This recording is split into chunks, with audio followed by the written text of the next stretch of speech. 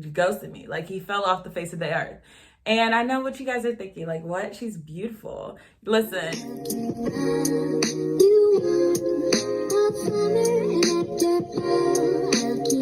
Hi you guys, welcome back to my channel. My name is Nandi, and as you can see from the title, in today's video, we are going to be discussing what to do if he comes back. So let's get right into this video. This is a very, I have my notes because I was writing some things out and then the points got a little jumbled. There's things I want to hit first. And so if you see me looking down periodically, it's because I'm looking at my notes. But this actually has happened to me recently. I had a guy that I have not talked to in literally almost a year. It had been like 9 months. And he randomly hit me up. I hope you ain't watching this video, but if you are, hello.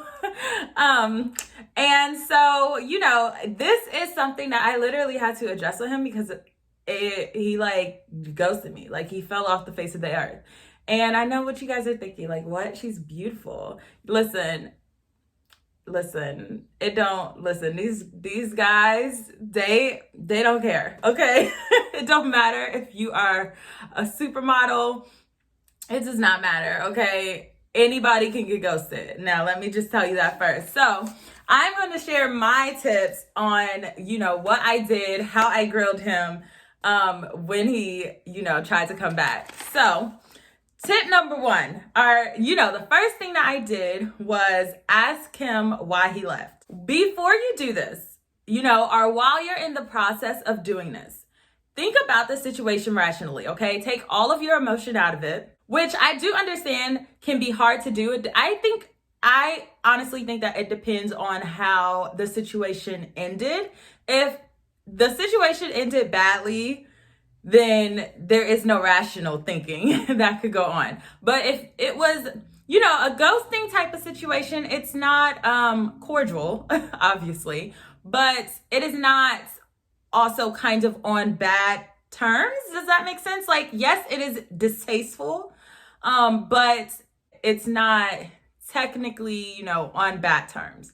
Okay, so think about the situation rationally. Now, in the instance that you get ghosted, of course, that is very distasteful. But if you decide to hear that person out, think about the situation rationally and do not let the negative emotions cloud your judgment. So that is actually tip number 2, but it is just piggybacking off of tip number 1. So if you are going to ask, make sure that you are able to take your emotion out of it and just come at the situation rationally. But once your emotions usually come into a situation, it's easier to get worked up. It's easier to get off task, and you don't want that to happen.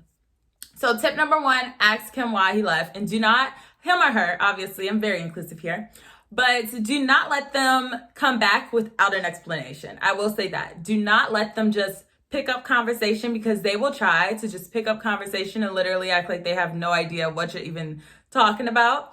Don't let them get away with that, okay? If someone wants to come back into your life, they need to know, you deserve to know why they left in the first place.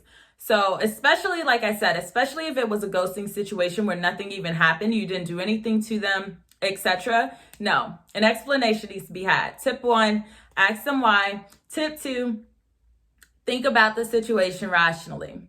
All right, tip number 3 for if he comes back is to make sure that it is worth it. And what I mean by that is, if you decide to continue to pursue the relationship, you heard what he had to say, you're not, obviously the situation that was done was still hurtful, but you heard what they had to say. You thought that it made sense to you. If you continue to pursue, make sure that the situation is fixable. You don't want to get into a situation that, based off of their answer, you don't want to get into a situation that is not fixable.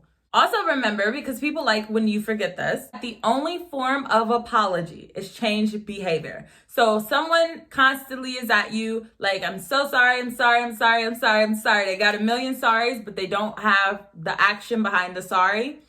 Do not listen to words. People can tell you anything and people will tell you anything, okay? The only form of an apology is change behavior. If you decide that it is fixable, make sure that you are able to tell them to lay everything out. I would recommend laying everything out on the table, okay? Tell them your hesitations about the relationship, tell you what you're scared of about the relationship. Put everything out there. Tell him or her what you need moving forward, and see if they can adjust to that behavior. Again, don't allow people to just have multiple chance after chance after chance, but they're not doing anything differently, okay? I have definitely fallen victim to that before, okay? And I was a victim, all right? People will literally, like I said, words sound so good, but the action is usually never there to back it up. The sweeter the words, the more they are going to lack the action, okay? So don't just get caught up in everything that they are saying.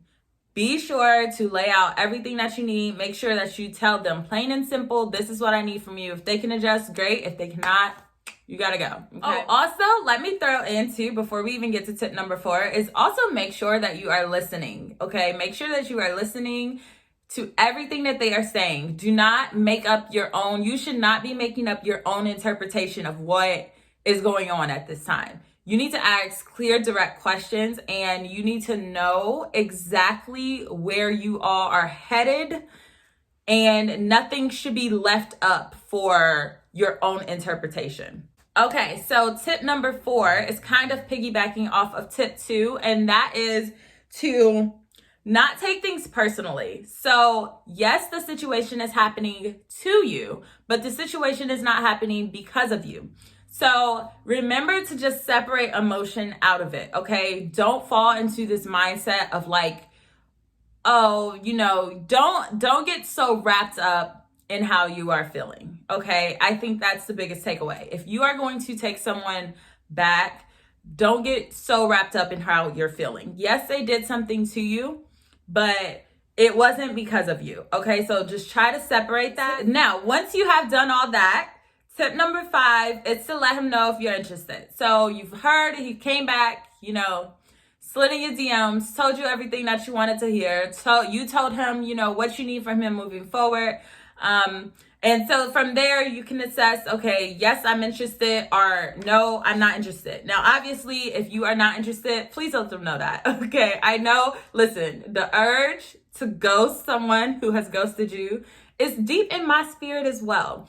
But I choose to not go that route, okay? So if you are not interested, let them know that you are not interested. Don't be that same petty Betty that they are, okay? And then if you obviously choose to stay, then tip number 6 is for you. If you don't choose to stay, go ahead and continue watching the video because it's good. So tip number 6 is to set hard boundaries and be clear about your expectations moving forward. Now, I have multiple videos on how to stop settling. I talk about boundaries. I have a video about boundaries.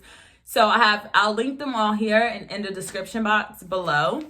You need to be very clear in what you expect moving forward.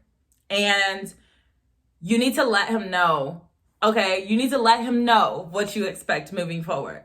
A lot of mistakes, one of the mistakes that we also make is not letting people know our expectations of them. So we could be mad at their behavior, but then we've never spoken on that issue before. So they are confused, genuinely confused about why we're upset because they have no idea that that was an expectation of them.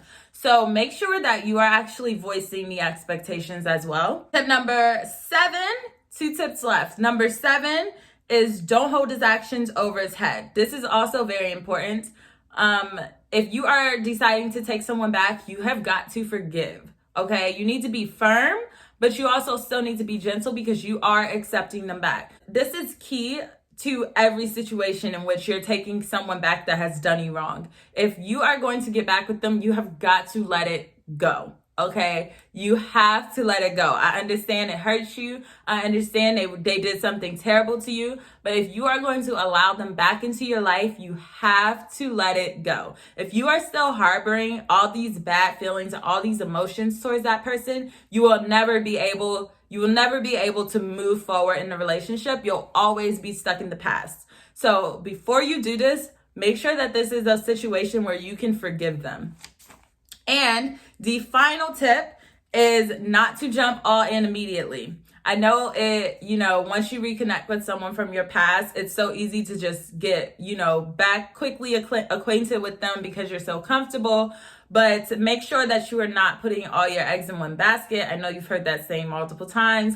Make sure that you are slow into getting to know them again, because when someone has been gone for some time, people change constantly. And this might be a whole different person that you have to re-meet. And so that's another thing too. Like, don't hold them to who they were when you first met them, because they could also be someone completely different. And you don't want to just jump right into like where you all were. You want to make sure that you're actually taking the time and building back up that rapport with this person. So that is all the tips that I have for you today. I hope you really enjoyed this video, and I will see you in the next one. Bye.